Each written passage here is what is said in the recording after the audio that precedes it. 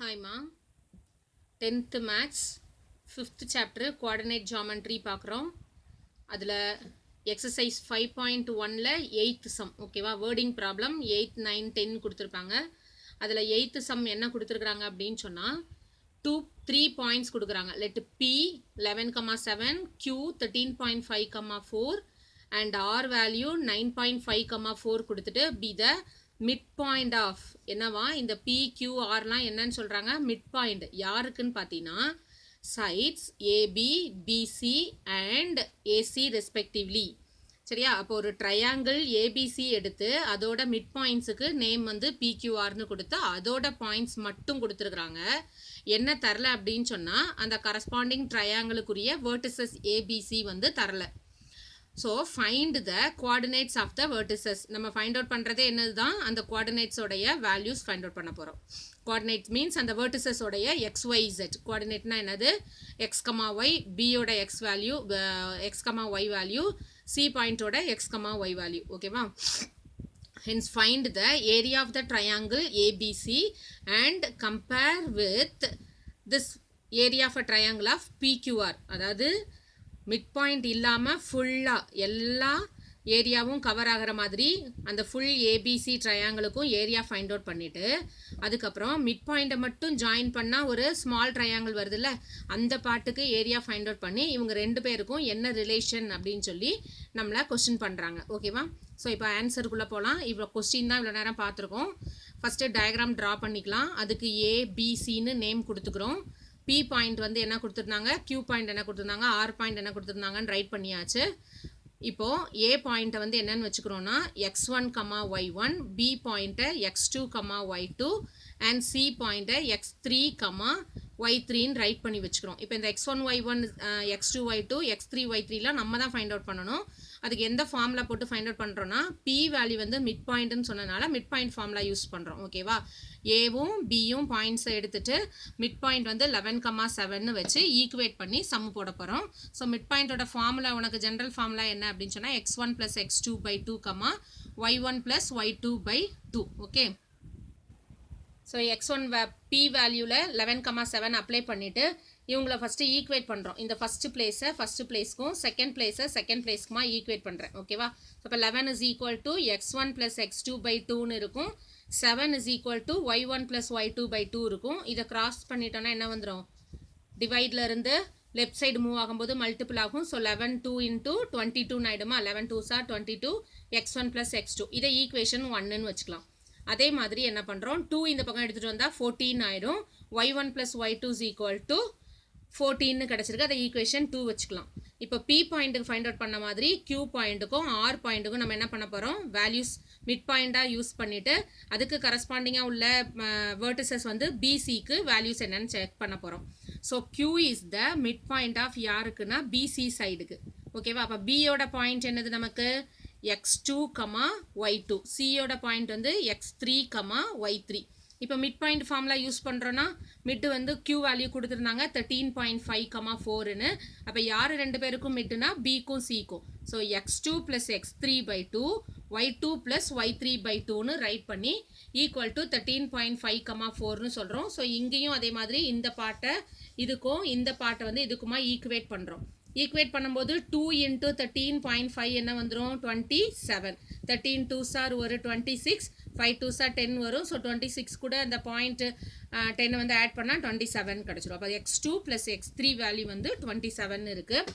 அதே மாதிரி இந்த 2 வந்து 4ஆல் மல்டிப்ளை ஆகும்போது 8, Y2 + Y3 வந்து 8ன்னு கிடச்சிரும். இது மாதிரி சிமிலர்லி கண்டிஷன் தான் யாருக்கு, மிட் பாயிண்ட்டை ஆரை வச்சுட்டு எந்த சைடுக்கு மிட்டாக இருக்குது, ஏசி சைட்ஸ்க்கு. ஸோ ஏயோட வேல்யூஸ் வந்து X1, Y1, சியோட பாயிண்ட் வந்து X3, Y3. அப்போ மிட்டு யூஸ் பண்ணும்போது என்ன யூஸ் பண்ணணும், X1 + X3/2, Y1 + Y3/2 போட்டுட்டு கரஸ்பாண்டிங்காக வேல்யூ என்ன இருக்குது, ஆரோட வேல்யூ 9.5,4ன்னு இருக்குது. இப்போ ஈக்குவேட் பண்ணலாம். ஃபஸ்ட்டு பாயிண்ட்டை ஃபஸ்ட் பாயிண்ட் கூடயும் செகண்ட் பாயிண்ட் கூடயும் என்ன பண்ணுறோம், ஈக்குவேட் பண்ண போகிறோம். ஆக்சுவலாக பாயிண்ட்னா இது ஃபுல்லாக சேர்த்து ஃபஸ்ட்டு வேல்யூ கூட செகண்ட் வேல்யூ கூட என்ன பண்ணுறோம் ஈக்குவேட் பண்ணுறோம். அப்போ x1 + x3 டிவைடு பை 2 வந்து இங்கே என்ன ஆகிடும் மல்டிபிள் ஆயிரும். ஸோ 9.5 × 2னா 19 வருது. ஓகேவா? அதே மாதிரி 2 × 4 வந்து 8ன்னு இருக்குது. ஸோ ஈக்குவேஷன் 1 2 இங்கே வந்து 3 4 ஃபைண்ட் அவுட் பண்ணியிருக்கோம். இது என்னென்னு வச்சுக்கலாம் 5 6ன்னு வச்சுக்கலாம். இப்போ என்ன பண்ணுறோன்னா ஈக்குவேஷன் 1 3 5 ஆட் ஈக்குவேஷன்ஸ் இருக்குல்ல அது எல்லாத்தையும் நம்ம இப்போ ஆட் பண்ணுறோம் அப்படின்னா என்ன வரும் 2 times x1 2 times x2 2 times x3ன்னு வரும். 2 எல்லாம் காமனாக எடுத்துக்கலாம். ஓகேவா? இதெல்லாம் லெஃப்ட் சைடில் உள்ளது. First equation, third equation, fifth ஈக்குவேஷனில் உள்ள லெஃப்ட் சைடு மட்டும் ஆட் பண்ணோம் அப்படின்னா 2 டைம்ஸ் வரும். அதை 2 காமனாக வச்சுட்டு x1 + x2 + x3ன்னு வச்சுக்கிறோம். ரைட் சைடு வந்து 22 + 27 + 19 இது எவ்வளவும் ஆட் பண்ணால் என்ன கிடைக்கும்னு பாருங்கள்.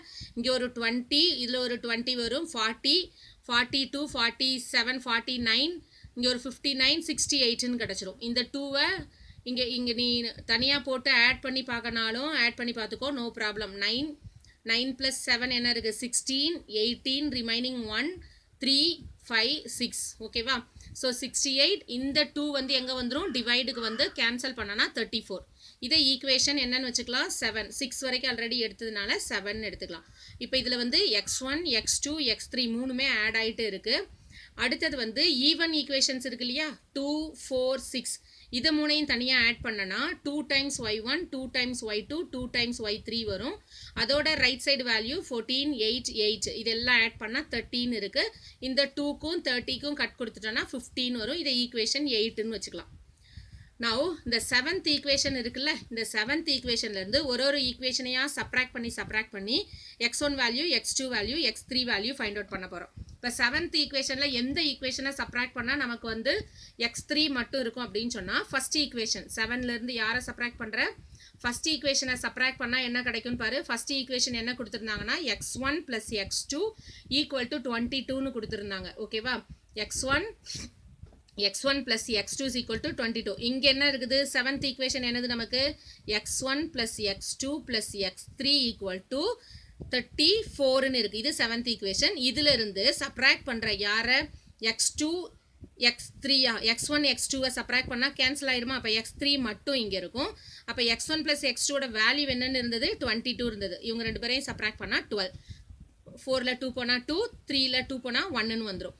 இதே மாதிரி 7ல் ஃபஸ்ட் ஈக்குவேஷன் சப்ராக்ட் பண்ண மாதிரி ஆட் வேல்யூஸ் எல்லாம் அப்படியே சப்ராக்ட் பண்ணிகிட்டே வர 7லேருந்து இங்கே எப்படி ஆட் நம்பர்ஸ் எல்லாம் ஆட் பண்ணமோ அதே மாதிரி டோட்டல் 7th ஈக்குவேஷன்லேருந்து ஃபஸ்ட் ஈக்குவேஷன் சப்ராக்ட் பண்ணோம். அடுத்தது தேர்ட் ஈக்குவேஷனை சப்ராக்ட் பண்ணுற அடுத்தது 7th-லேருந்து 5th ஈக்குவேஷன் சப்ராக்ட் பண்ணுற அப்படி ஒரு ஈக்குவேஷனையாக சப்ராக்ட் பண்ணி x1 பாயிண்ட்டு x2 பாயிண்ட்லாம் நமக்கு x1 x2 x3 வேல்யூஸை ஃபைண்ட் அவுட் பண்ணிடுவோம்.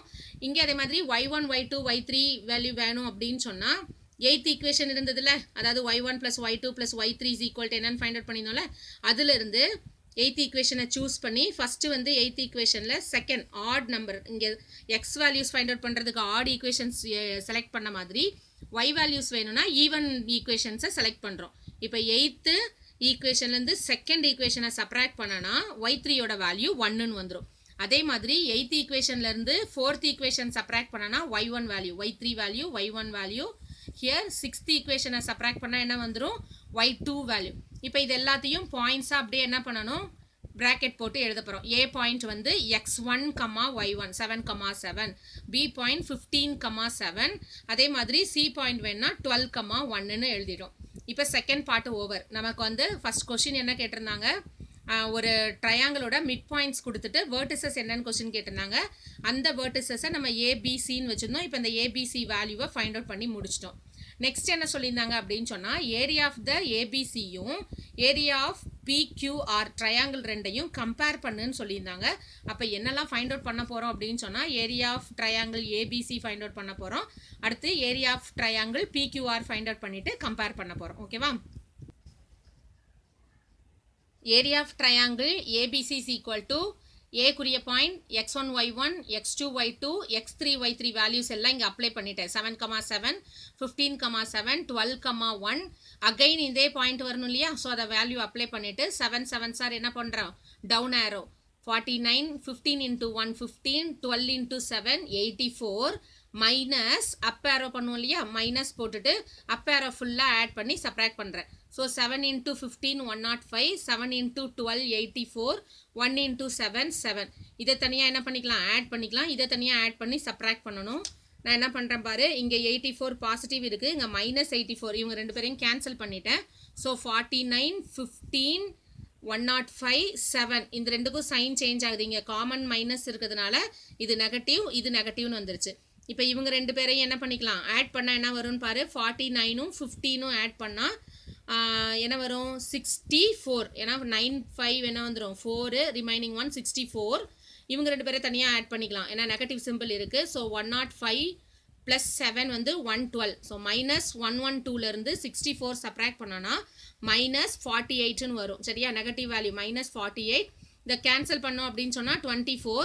பட் நமக்கு வந்து ஏரியான்னு கேட்குறதுனால நெகட்டிவ் அவாய்ட் பண்ணிடுவோம். சரியா, நெகட்டிவ் வேல்யூ அவாய்ட் பண்ணிவிட்டு நியூமரல் வேல்யூ மட்டும் எடுத்துகிட்டு 24 ஸ்கொயர் யூனிட்ஸ்ன்னு எழுதிக்கிறோம். நெகட்டிவ் சிம்பிளை இங்கே அவாய்ட் பண்ணிடலாம், ஏன்னா ஏரியாங்கிறதுனால. நெக்ஸ்ட் வந்து இப்போ ஒன் பார்ட் ஃபைண்ட் அவுட் பண்ணியாச்சு. அதில் செகண்ட் பார்ட் வந்து ஏரியா ஆஃப் PQR கேட்குறாங்க. ஸோ பியோட பாயிண்ட், கியூவோட பாயிண்ட், ஆரோட பாயிண்ட்ஸை ரைட் பண்ணுறேன். அகைன் இந்த ஃபஸ்ட் வேல்யூ ரைட் பண்ணிவிட்டு டவுன் ஏரோ, ஓகேவா, minus of up arrow. So அப்போ 11 × 4 44. இது ஃபார்முலா ஆல்ரெடி நிறைய டைம்ஸ் பார்த்துட்டோமா நம்ம, ஏரியா ஆஃப் ட்ரையாங்கிளுக்கு ஃபார்முலா ரைட் பண்ணி நிறைய எக்ஸாம்பிள் சம்ஸ் பார்த்தோம். அதனால தான் டேரெக்டாக இங்கே ரைட் பண்ணியிருக்கேன். மிஸ் எக்ஸாமில், போர்டு எக்ஸாம்லையோ இல்லை ஸ்கூல்லையோ நாங்கள் ஃபார்முலா எழுதாமல் டேரெக்டாக எழுதி பாயிண்ட் அப்ளை பண்ணி ஆன்சர் பண்ணால் எங்களுக்கு மார்க் கொடுப்பாங்களான்னா தாராளமாக கொடுப்பாங்க. கம்பல்சரிலாம் கிடையாது. உனக்கு அங்கே போர்டு கரெக்ஷன்லேயே வந்து அவங்க கொடுக்குற கீழே ஃபார்முலா ரைட் பண்ணால் மார்க்கு, ரைட் பண்ணலன்னா மார்க் கிடையாதுன்னெலாம் கிடையாது. ஆன்சர் இருந்தால் மார்க், அவ்வளோதானே தவிர ஃபார்முலாவுக்குன்னு எந்த இதுவும் இல்லை. உனக்கு ஃபார்முலா மெமரி ஆகணுங்கிறதுக்காக ஸ்கூலில் டீச்சர்ஸ் வந்து ஃபார்முலா எழுதி அப்ளை பண்ணி ஆன்சர் கொண்டு வாங்கன்னு சொல்லுவாங்க. சரியா, இப்போ சம்மில் பார்க்கலாம். 11 × 4 வந்து 44, 13.5 × 4 மல்டிபிள் பண்ணது, 9.5 × 7 மல்டிபிள் பண்ணுறது. ஓகேவா, நான் டேரெக்டாக மல்டிபிள் பண்ணி ஆன்சர் வச்சுருக்கேன். நீங்கள் மல்டிபிள் பண்ணி செக் பண்ணி இந்த ஆன்சர் வருதா பார்க்கணும். 13.5 × 4 எப்படி மல்டிபிள் பண்ணுவேன், 5 4s are 20, ரிமைனிங் 2, 3 4 12 + 2 14, ரிமைனிங் 1, 1 4 4 1 5. சரியா, பாயிண்ட்டுக்கு அப்புறம் 1 0, இங்கே ஒரு 1 பாயிண்ட் இருக்குல்ல, டெசிமல் 1 பிளேஸுங்கிறதுனால 0க்கு வேல்யூ இல்லை, 54ன்னு ரைட் பண்ணும். அதே மாதிரி 9.5க்கு 7 மல்டிபிள் பண்ணனா 5 7s are 35க்கு 5, ரிமைனிங் 3, 9 7s are 63, 3 ஆட் பண்ணால் 66.5ன்னு வரும்.